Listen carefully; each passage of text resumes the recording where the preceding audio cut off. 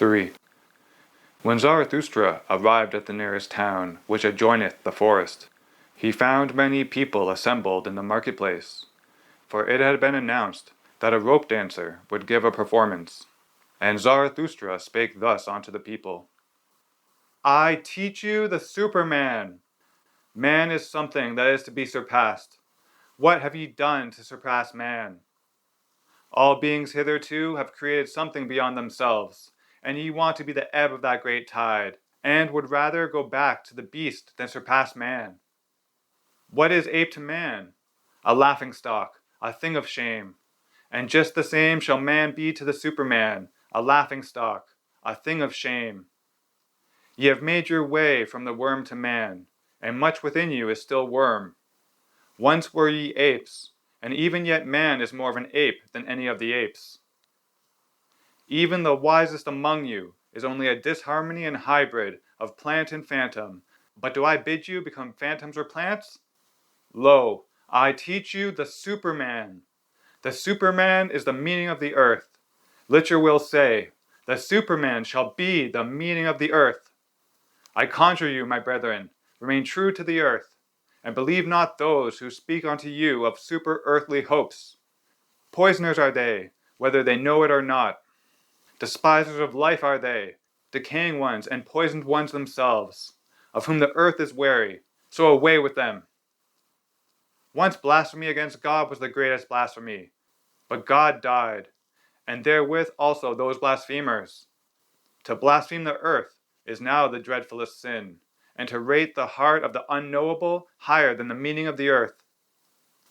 Once the soul looked contemptuously on the body, and then that contempt was the supreme thing. The soul wished the body meager, ghastly, famished. Thus it thought to escape from the body and the earth.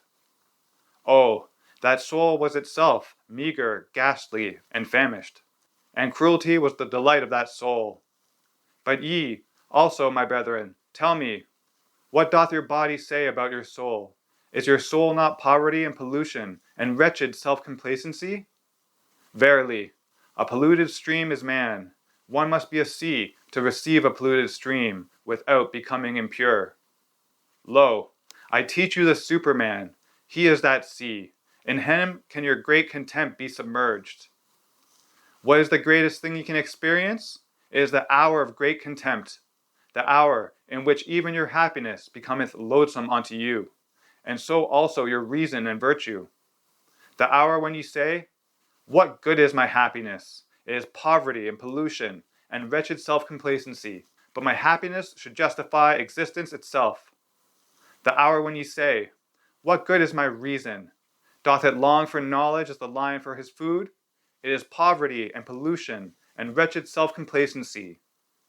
The hour when you say, what good is my virtue? As yet it hath not made me passionate. How weary am I of my good and my bad? It is all poverty and pollution and wretched self-complacency. The hour when you say, what good is my justice? I do not see that I am fervor and fuel. The just, however, are fervor and fuel. The hour when you say, what good is my pity? Is not pity the cross on which he is nailed who loveth man? But my pity is not a crucifixion. Have ye ever spoken thus? Have ye ever cried thus? Ah, would that I had heard you crying thus. It is not your sin. It is your self-satisfaction that crieth unto heaven. Your very sparingness in sin crieth unto heaven. Where is the lightning to lick you with its tongue? Where is the frenzy with which you should be inoculated? Lo, I teach you the Superman. He is that lightning. He is that frenzy.